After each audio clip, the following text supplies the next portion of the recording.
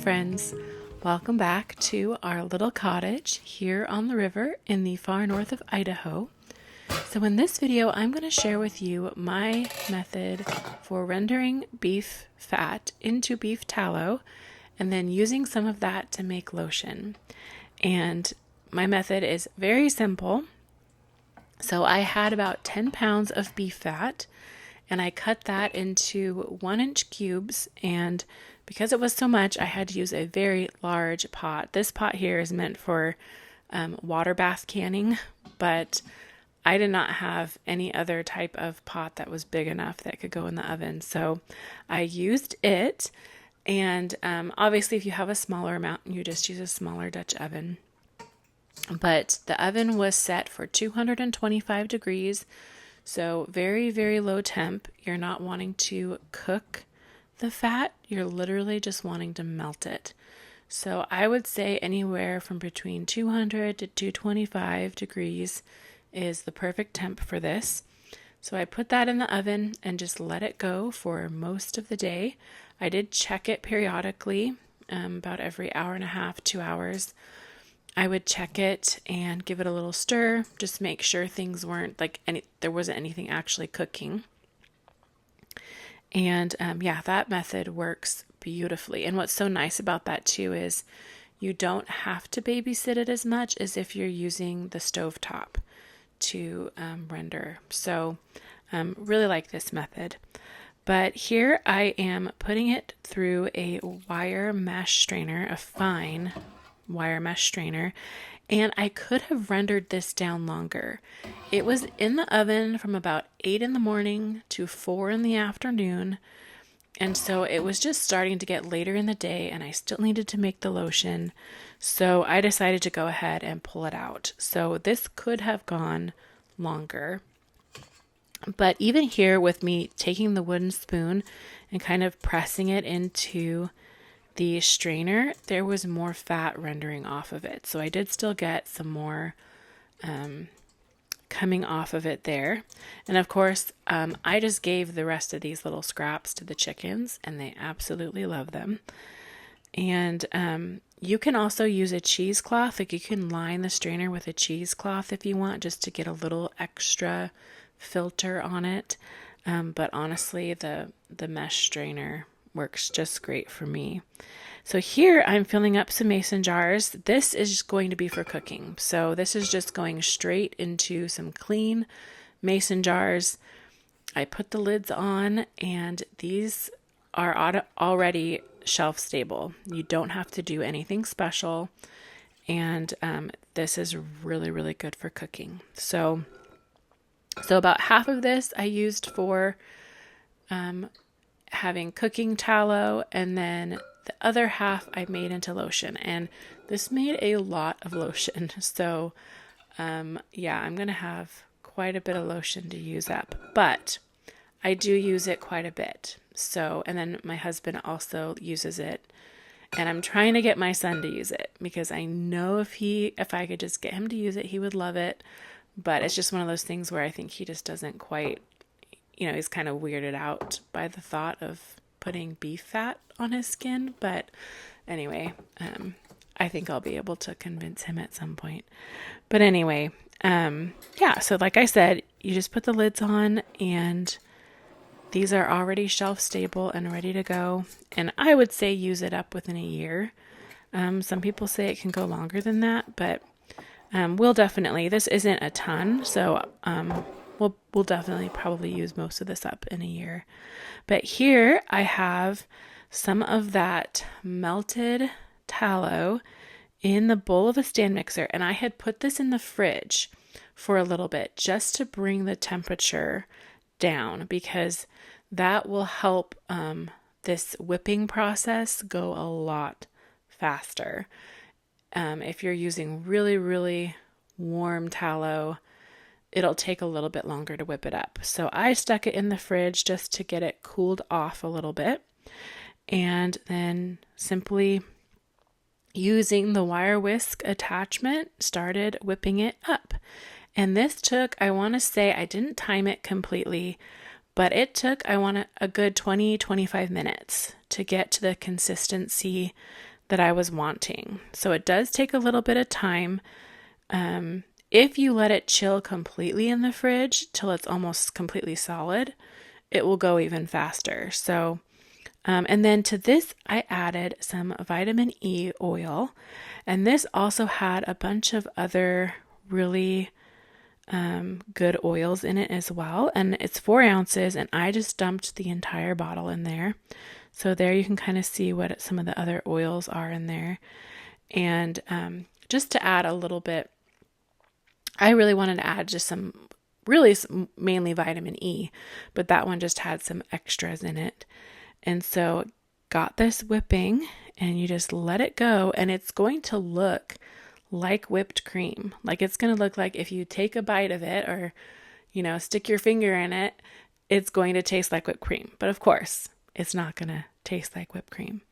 But anyway, so whipping it up, letting it go. It did take a little bit of time, like I said. And here it still wasn't quite the stiff peaks that I was wanting. So I let it go a little bit longer. And then once this reached the stiff peak consistency, then that is where I wanted it to be. So just like with whipped cream, a nice stiff peak. And then I simply put this into some mason jars. And again, like the cooking tallow, this is shelf stable. Like I said, this made a lot of lotion, so it's going to take us a little while to go through all of it. The other thing about this, the way that I did it, because I didn't refine this multiple times, there is a tiny bit of a beef smell to the lotion. That being said, though, it does not last very long at all. So you'll smell it a little bit when you put it on your skin, but then as it absorbs in, it just disappears. So, for me, I don't mind that. I obviously, if the beef smell stayed, that would be a problem. But as long as it disappears quickly, I don't mind it at all. And nobody else can smell it. So it's not like you're walking around smelling like beef. But I just want to put that little disclaimer in there that the way that I've done this, there is a tiny bit of a beef smell, but like I said, it disappears very, very quickly. So, and also doing it this way, of course, saves time. Then, refining it down, 2 or 3 more times. Obviously, if I was going to give this as gifts to people, I would definitely take the time to make sure the beef smell is completely gone. But since this is for us, and like I said, we don't mind it. It disappears quickly. I just save myself the time and do it this way. And then, of course, besides how wonderful it makes my skin feel, I absolutely love this because it is a great all-natural lotion that I know the exact ingredients that are in it. And so I'm not worried about using it on my children. And also, a fun fact that I recently learned is that you can also use it as diaper cream. So I haven't tried it yet on my little 1-year-old, but I am going to give it a try and see how that works. But I've heard it works wonderfully. So that was another fun way that I learned that you can use it. So you also don't have to render your own beef tallow. You can absolutely purchase tallow that's already been rendered and make your own lotion with that.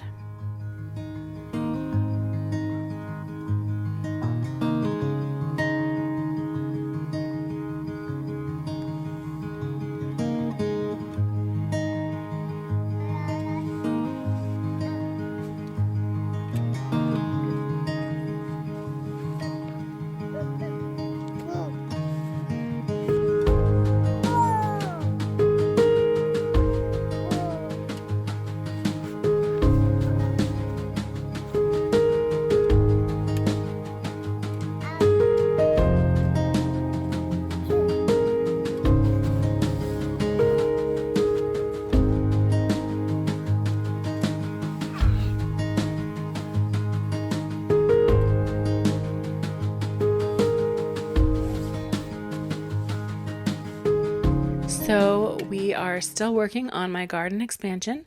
The plan is for this next weekend to get the fence up and get it tilled up.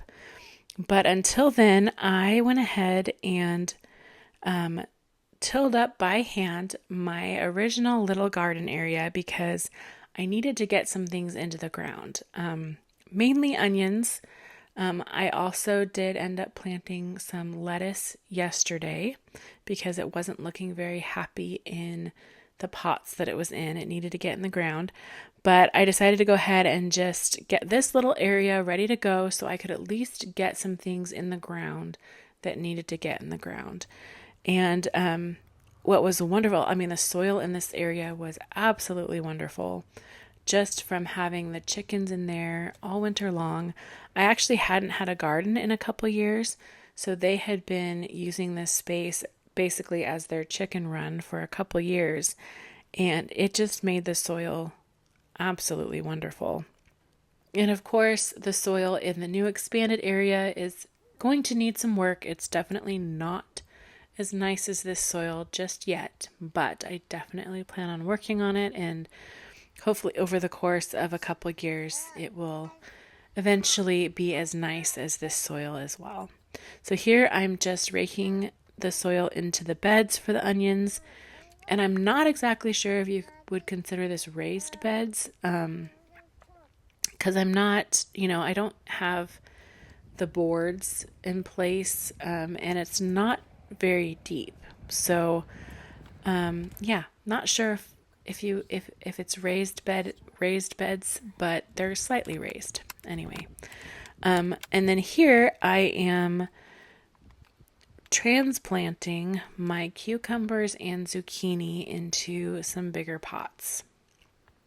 And they were definitely needing to get out of those little tiny seedling trays and into some bigger pots. And they will be hopefully going into the ground in a couple weeks. That's the plan. The expanded area of the garden should be done. And then I can start getting these things planted, like the tomatoes and the dill and the fennel and things like that. Get those finally outside in the garden. And so right now, nighttime temps have gotten to a point where I can leave my seedlings out in the greenhouse overnight. So I'm not having to take them back and forth from the greenhouse back inside every morning and evening. So that's exciting. And so they get to just stay out there in the greenhouse. I am still keeping an eye on the nighttime temps just in case we have one that's going to dip kind of low, then I will definitely bring them back inside. But so far, things are trending warmer.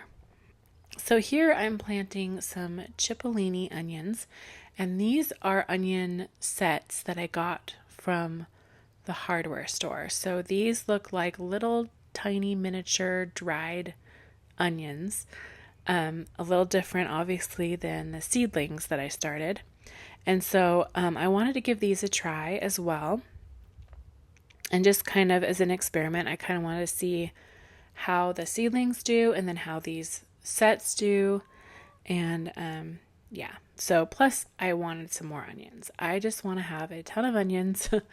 And I plan on storing some, and then of course making a lot of salsa this year. So that's the plan.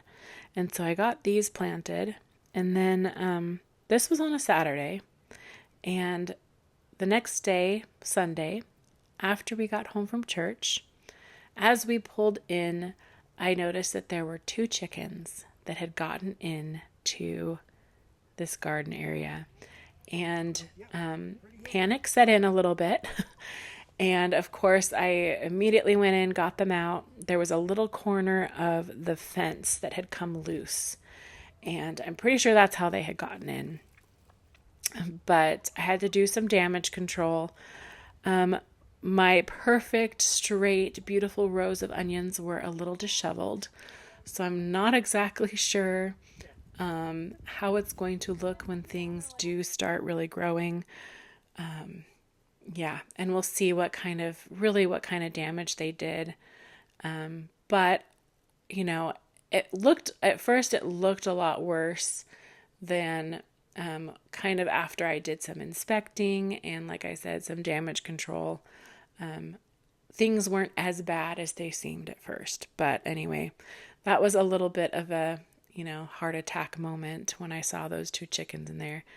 But anyway, and of course, I may have threatened to put them in the stock pot a little bit. So yeah, I was a little upset at those 2 chickens, although I have to say it's not really their fault.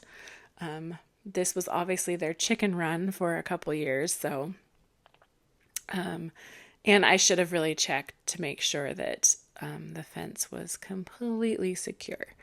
So anyway, but it's fine. It's okay. So we move forward and we'll just see. I'm just curious to see how disheveled everything will come up after having planted it all in perfect little rows.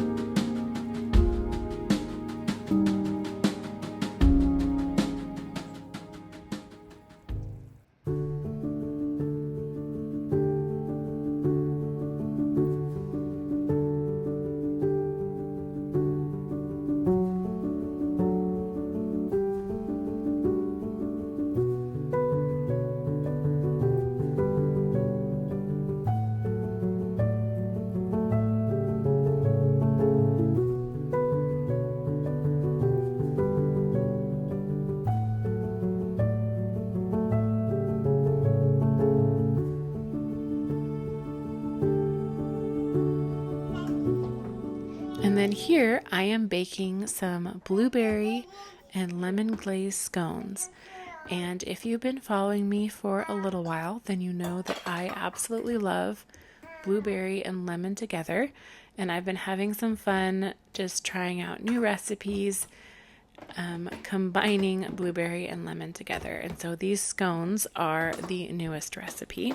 And of course, as always, I will have the full recipe available over on my blog, homespunannie.com. and I will also have it linked in the description box below. So into a large mixing bowl, you're going to want to put 2¼ cups of all-purpose flour and 1/4 cup of sugar. And one of the great things I think about these scones is that the scone base isn't actually very sweet. Because you're going to be putting a very lovely lemony sweet glaze over the top of them, you don't necessarily want the scone to be overly sweet. So that's why there's only 1/4 cup of sugar in the actual scones themselves. And then you're going to add half a teaspoon of salt, half a teaspoon of baking soda, and 2 teaspoons of baking powder, and whisk that all together. And then you're going to grate in 1 stick of cold unsalted butter.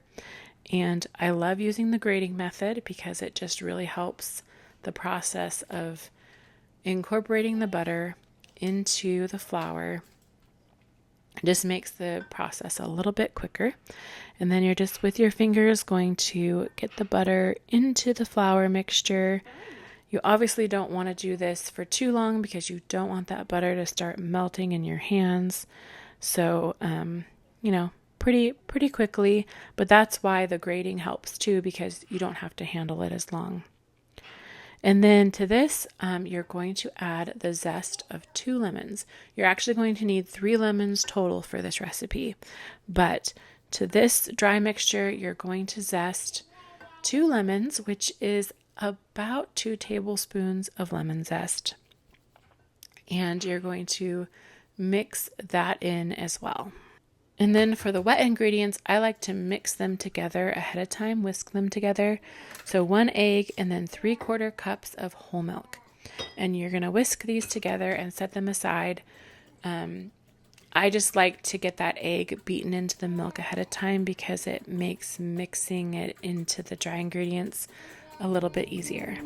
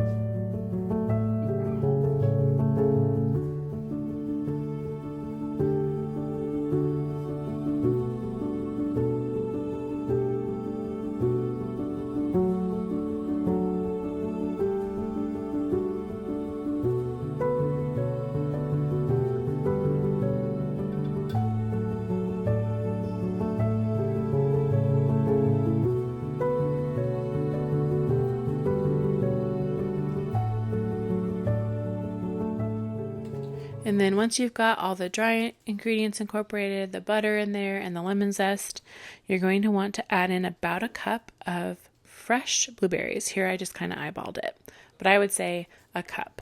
So 1 cup of fresh blueberries into the dry mixture and just very gently mix those blueberries in. You don't want to crush them. Then you're going to add in the milk and the egg mixture and start gently getting those incorporated together. And I use a spoon just until the dough starts to come together, and then I will move to using my hands and then finish up mixing the dough together with my hands.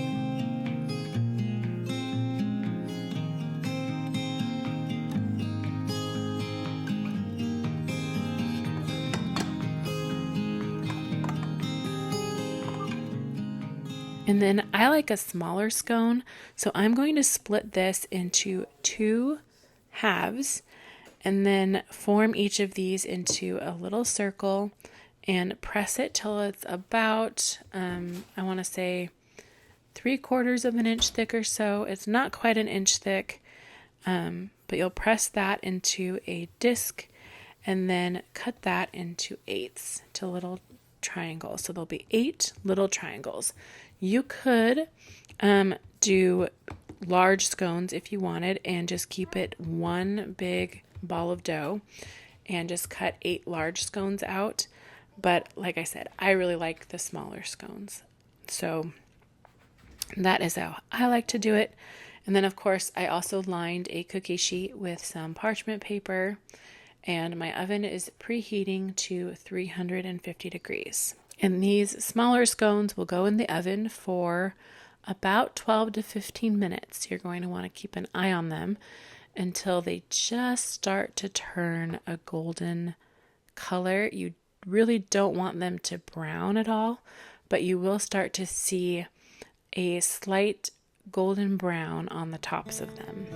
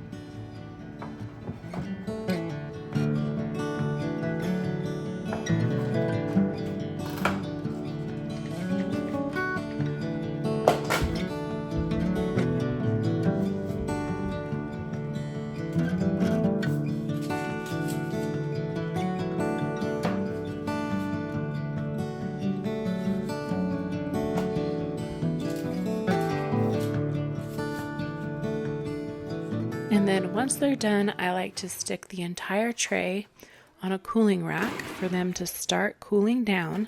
And then while they're cooling, I'm going to make the lemon glaze that will go over the top of them.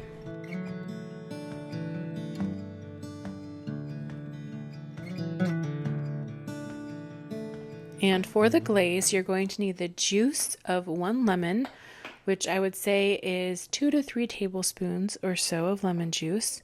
And I use a little strainer just to make sure that no lemon seeds get into the glaze. And you're also going to want to zest 1 more lemon and add that zest to this as well. And then I don't have an exact measurement of how much powdered sugar I used. I want to say it was between 1 and 2 cups. And so this is where you will just kind of eyeball it until it's the consistency that you're wanting. And you don't want it too thin, but you also don't want it so thick that you can't drizzle it over the scones.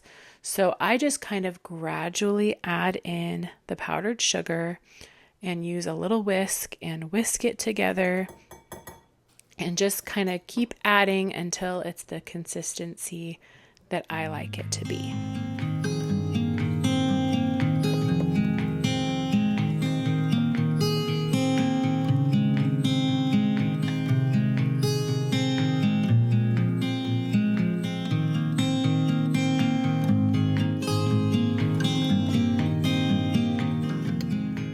And then of course you will take the glaze and drizzle it over the top of the scones.